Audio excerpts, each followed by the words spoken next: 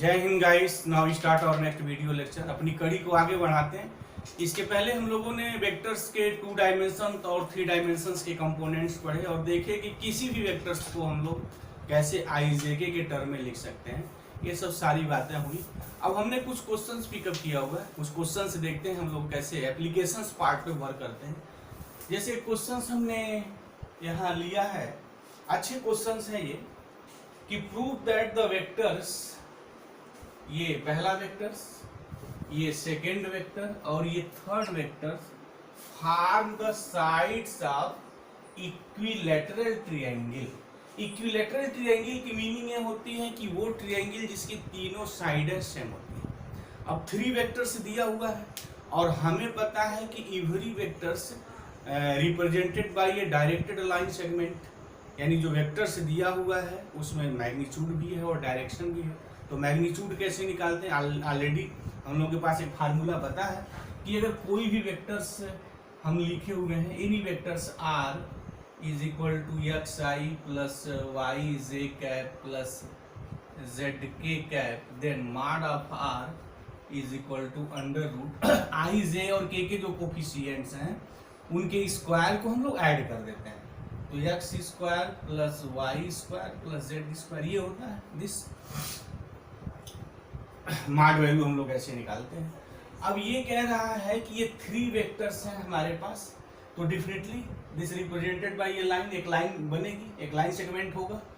अब ये कह रहा है कि वो जो लाइन सेगमेंट बनेगा वो एक हमारे इक्विलैटरल बनाएंगे। तो इक्विलैटरल का मतलब क्या होगा कि इसका जो मैग्नीट्यूड है, इसका जो मैग्नीट्यूड है, इसका मैग्नीट्यूड अगर सेम हो जाएगा तो डेफिनेटली कि अगर कोई भी 3 लेंथ सेम है तो ऑलवेज फॉर्म इक्विलैटरल ट्रायंगल। तो देखते हैं, तो नामकरण संस्कार पहले इनका कर दीजिए। क्वेश्चन 1 का हम लोग सोल्यूशन देने जा रहे हैं। Solution of question 1। लेट, इस वेक्टर को हमने नाम दे दिया a इज इक्वल टू, आप भी दे दीजिए 3i cap plus 5j cap plus 2k cap, ये हो गया।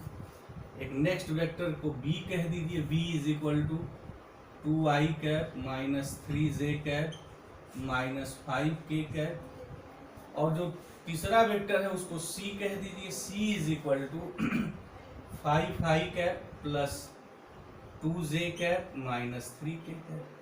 अब क्या करना है कि इन वेक्टरों का आप मॉड निकालिए। तो चलिए, मॉड ऑफ ए क्या होगा, what, mod of a is equal to under root vector a में आई और जे के जहां है उनके कोफिशिएंट का स्क्वायर कर दीजिए। तो ये है 3, तो यहाँ हो गया 3 स्क्वायर, प्लस जे का कोफिशिएंट 5 है तो 5 स्क्वायर, प्लस के का कोफिशिएंट 2 है तो 2 स्क्वायर।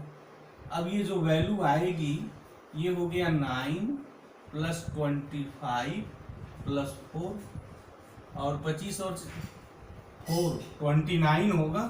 29 और 9 ऐड करेंगे तो ये मेरा 38 हो जाएगा। yes। यानी ये जो वेक्टर ए है उसका मैग्नीट्यूड 38 है। हो गई बातें। अब वेक्टर बी की मॉड वैल्यू निकाल लिया जाए। तो mod of b is equal to under root, definition वही, तो ताबड़तोड़ शुरू हो जाइए। क्या लिखेंगे, ये हो जाएगा 4 प्लस माइनस 3 का स्क्वायर 9 प्लस 25 और 9 5 14 4 38, अगेन ये 38 हो गया। अब मॉड ऑफ सी निकाल लीजिए। तो मॉड ऑफ सी क्या आएगा, what is the mod of c, c vector मेरा ये है लिखे ऑलरेडी दिस, ये हो गया 25 प्लस 2 का स्क्वायर हो गया 4 और इसका स्क्वायर करेंगे तो 9, अगेन 9 4 13 और 25 13 होता है 38। तो मीनिंग क्या हो गई 10। क्या हमें मिला, mod of a is equal to mod of b is equal to mod of c is equal to 38। और वेक्टर जो होते हैं ऑलवेज रिप्रेजेंट बाय ये लाइन सेगमेंट। तो मीनिंग ये लाइन सेगमेंट यानी इस लाइन की जो डिस्टेंस है, लाइन जो सेगमेंट है वो 38 है, बी का भी 38 है, सी का भी 38 है।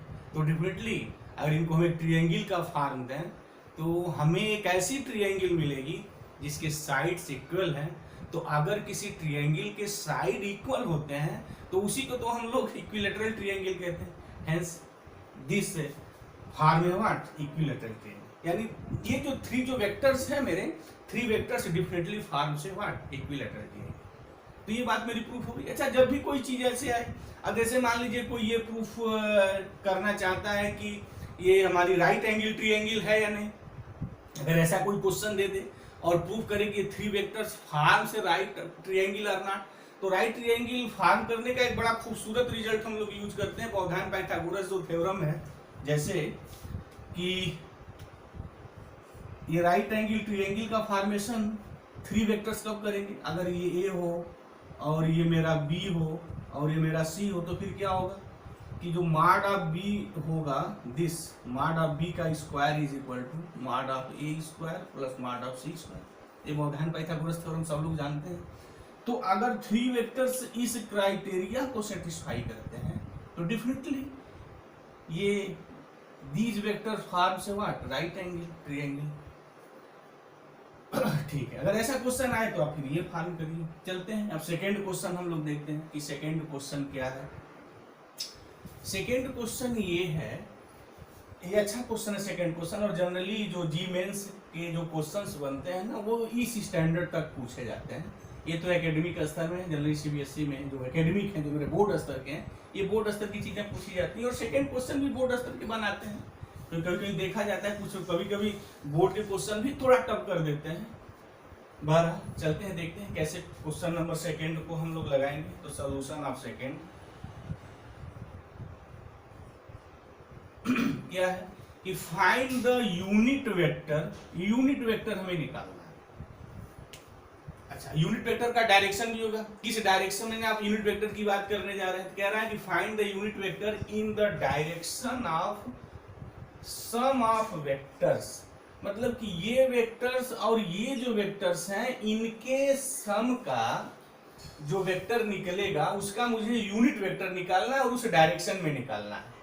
तो ठीक है, तो उसके लिए रिजल्ट ये होता है कि if a b any vector then unit vector, result लिख दें, देन यूनिट वेक्टर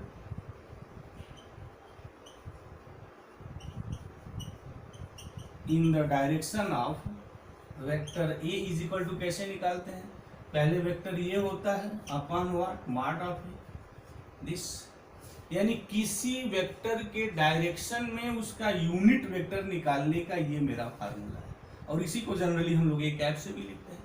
तो this is the symbol of the unit vector. तो हमें यूनिट वेक्टर्स किसका निकालना है, इन दो वेक्टरों के सम का, यानी ये जो वेक्टर है और ये जो वेक्टर है इनका जो सम आएगा उसके सम का मुझे यूनिट वेक्टर निकालना है। तो ठीक है, चलिए, तो ये वेक्टर ए ले लेते हैं, ये वेक्टर बी ले लेते हैं, ले लीजिए, लेट कर लीजिए, दो वेक्टर दिए तो कुछ नामकरण संस्कार कर दीजिए। तो चलिए हम यही करते हैं, ये कर दीजिए, आप जो इच्छा है वो लीजिए, कोई फर्क नहीं पड़ता है। तो let a is equal to, मैं ये लिख दे रहा हूँ, क्या है, i cap plus j cap plus k cap, ये हो गया, और ये जो वेक्टर बी है हमारा वो 2i cap plus 3j cap plus 4k cap. अब क्या कहा है कि सम ऑफ, मतलब इनका मुझे सम करना है, यानी a प्लस बी करना है, a प्लस बी निकाल लीजिए, i cap plus j cap plus k cap plus 2i cap plus 3j cap plus 4 cap. Sum और डिफरेंस कैसे निकालने ऑलरेडी डिस्कस किए हैं। अच्छा, कुछ है नहीं, बस आई आई जे जे सीधे ऐड करते हैं। यहाँ आई है 2i है तो मिलके हो जाएगा 3i, यहाँ 1j है 3j है तो हो जाएगा 4j कैप, यहाँ k है 4 है तो 5k कैप हो गया ये वेक्टर a प्लस बी। अच्छा, इसका नामकरण संस्कार आप वेक्टर c भी दे सकते हैं, a प्लस बी रहने दें, कोई फर्क नहीं पड़ने वाला है। अब क्या करना है कि जो a प्लस बी जो वेक्टर निकला है इस वेक्टर के डायरेक्शन में आपको यूनिट वेक्टर निकालना है। तो यूज दिस रिजल्ट कि अगर कोई वेक्टर a गिवन है तो कैसे हम उसका यूनिट वेक्टर निकालेंगे। तो सीधा सपाट बात है कि हमें जो है c कैप निकालना है, यही है ना। Now we find the c cap, मतलब unit vector along the direction of the vector c। तो by using this formula तो c कैप क्या हो जाएगा, c cap is equal to vector c upon mod of c। अब तो ताबड़तोड़ हो जाएगा, vector c as it is 3i cap plus 4j cap plus 5k cap upon under root what mod of c, तो mod of सी हो जाएगा ये 9 + 16 + 25, तो ये क्या हो गया 3i cap + 4j cap + 5k cap divide upon ये 25 और 25 √50 हो गया। अच्छा √50 ऐसे रहने दें, या आप ऐसे भी लिख सकते हैं 25 × 5√2 बाहर भी हो जाएगा, इसको हम लोग 5√2 भी लिख सकते हैं, या यूं ही रहने दें, हो गया। तो ये हमारा कौन वेक्टर निकला है, ये जो वेक्टर निकला है दोनों वेक्टरों का जो सम है उसके डायरेक्शन में this is the unit vector. तो मुझे उम्मीद है कि ये बात बिल्कुल क्लियर हो गई होगी। अब एक आध क्वेश्चन थोड़ा और हम सॉल्व कर लें, थोड़ा ट्रिकी क्वेश्चंस। तो जब भी इस टाइप के क्वेश्चंस आए तो इस तरीके आप उसको हैंडल करें।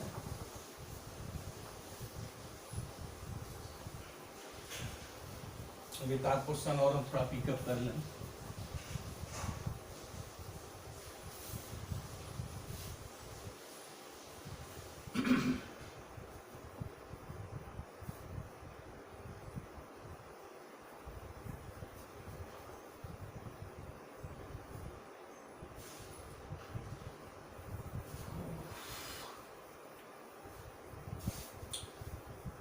अब जो क्वेश्चंस हम पिकअप करने जा रहे हैं, जनरली पहले जो जब आईआईटी सब्जेक्टिव होती थी तो ये क्वेश्चंस बड़े इंपॉर्टेंट होते थे, बड़े मायने रखते थे, ऐसे क्वेश्चन जनरली एग्जामिनर पूछता था।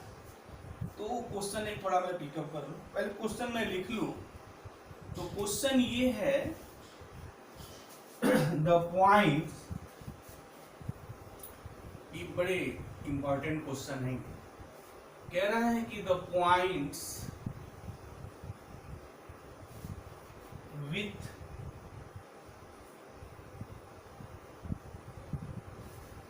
Position vectors 16i cap + 3j cap ये है। नेक्स्ट है 40i cap -8j cap and ai cap -52j cap are collinear. ये जो होंगे हमारे कोलिनियर होंगे इफ फर्स्ट है कि a की वैल्यू -40 होगी, b की वैल्यू जो है b सेकेंड a की जो वैल्यू है वो 40 होगी, और थर्ड जो ऑप्शन में है वह a20 होगा, और फोर्थ ऑप्शन कह दिया कि नन ऑफ दीज है। चलिए नन ऑफ दीज। ये सब्जेक्टिव जब आईआईटी होती थी तो अच्छे क्वेश्चंस में शुमार होते थे, अक्सर ये चीजें पूछी जाती थी।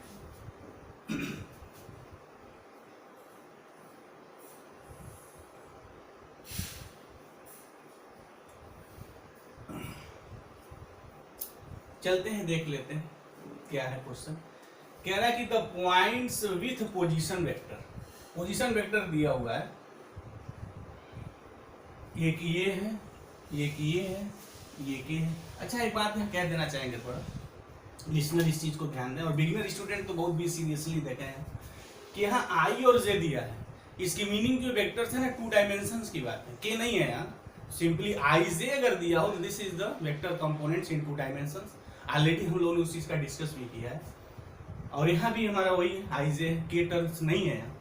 चलिए बड़ा इफेक्ट कुछ नहीं पड़ता है, but this is the questions of the 2 dimension vectors. अब कह रहा है कि कोलिनियर होंगे, कोलिनियर की मीनिंग क्या होती है, उसके लिए रिजल्ट ये होता है, ऑलरेडी हम लोग उस चीज को डिस्कस किए हैं, बट यहाँ भी डिस्कस कर दें। जैसे ये कोई पॉइंट्स, एक मेरा ए है, एक बी है और ये सी है, और इनके पोजीशन वेक्टर गिवन है। पोजीशन वेक्टर कैसे लिखेंगे, ऐसे लिखते हैं ओ ए ओ बी ओ सी।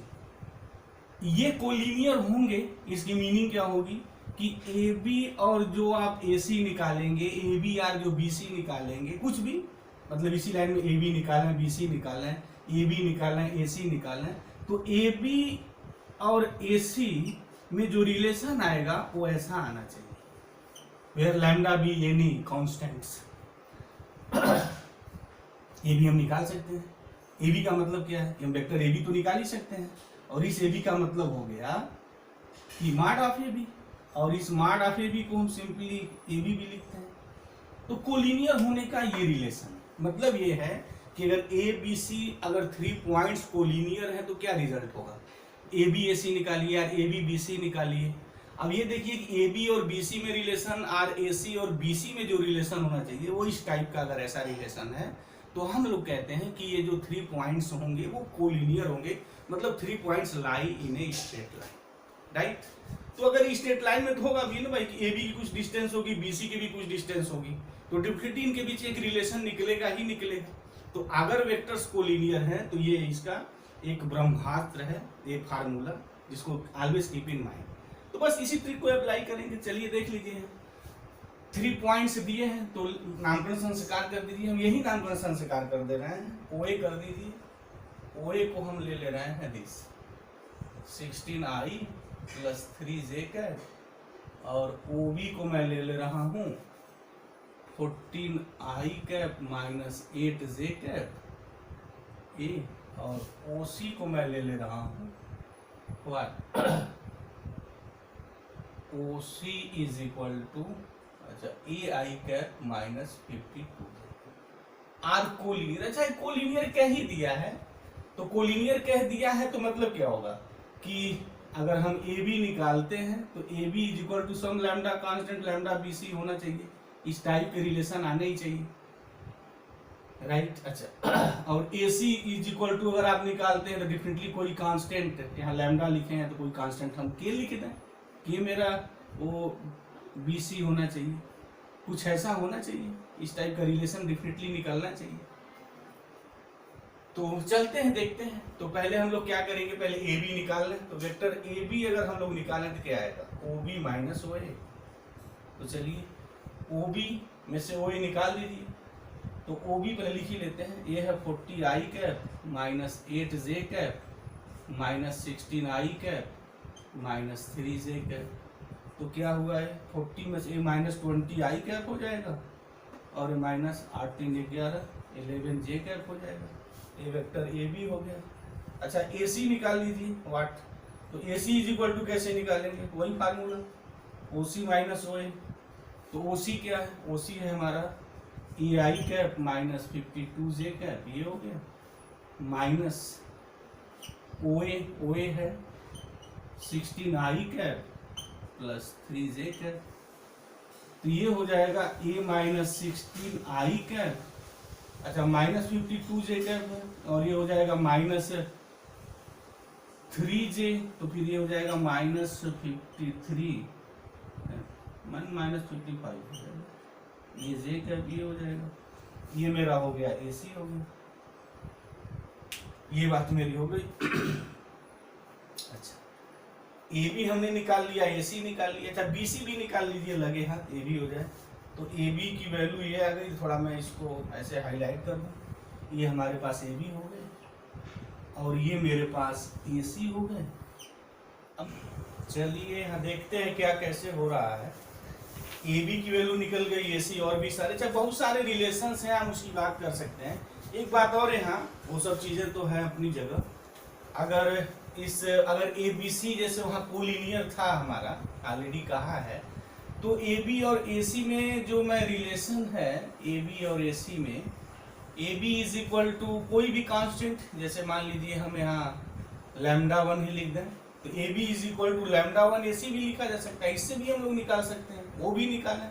ये सारी चीज़ों का हमने डिस्कस किया इसलिए क्योंकि अगर ए बी सी जैसे ये है हमारा, एक बार और थोड़ा हम डिस्कस कर रहे हैं, ये ए है, ये बी है, ये सी है, तो ए बी ए सी में रिलेशन और ए बी बी सी में रिलेशन। अगर ए बी सी कोलिनियर हैं तो ए बी और ए सी में रिलेशन किसी कांस्टेंट से मल्टीप्लाई करने पे इक्वल हो जाता है, यही कोलिनियरिटी की, कोलिनियर की हमारी यही कंडीशन है। तो ऑलरेडी ए बी निकला है, ए सी निकला है, तो यही हम लोग फैसला कर सकते हैं। जैसे ए बी और ए सी में क्या लिखेंगे, जैसे मान लीजिए हमने लिखा a b is equal to lambda 1 a c, इसी से निकाला जा सकता है। तो ए बी क्या है, minus 20i cap minus 11j cap, ये है, इज इक्वल टू लैम्डा 1 और AC क्या है? AC हमारा है this A minus 60 I cap minus 15 J cap, ये है। अब सबको पता है दो वेक्टर अगर इक्वल होते हैं तो उनके I, J और K के कोफिशिएंट इक्वल होने चाहिए। तो दिस इम्प्लाइज I का कोफिशिएंट कितना है? -20, और उधर कितना है I का कोफिशिएंट? ये हो जाएगा λ1 A माइनस 60, एक ये हो गया। J का कोफिशिएंट यहाँ -11 है इज इक्वल टू, और यहाँ J का कोफिशिएंट -55 λ1, यहाँ से λ1 की वैल्यू निकल जाएगी। This implies λ1 is equal to what? 1/5। अब ये वैल्यू यहां से उठा करके आप यहां लिख दीजिए। तो putting this value of λ1 in this equations, तो क्या मिलेगा देख लीजिए। ये हो जाएगा -11 इज इक्वल टू माइनस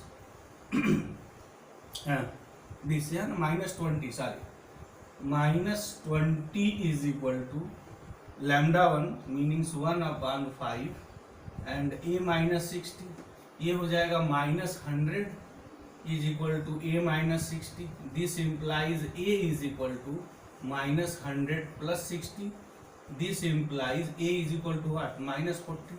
तो A इज इक्वल टू जो है -40 आएगा। A B C पॉइंट्स जो है मेरे कोलिनियर्स होंगे तब जब A इज इक्वल टू -40। तो इसके अकॉर्डिंग जो ऑप्शन 1 होगा वो ट्रू होगा और बाकी सब कैंसिल हो जाएंगे दिस। तो मुझे उम्मीद है इस क्वेश्चंस के पीछे जो लॉजिक और कंसेप्ट रहे हैं, जितने भी हम लोग क्वेश्चंस लगाए हैं, सारी चीजें क्लियर हो गई हैं।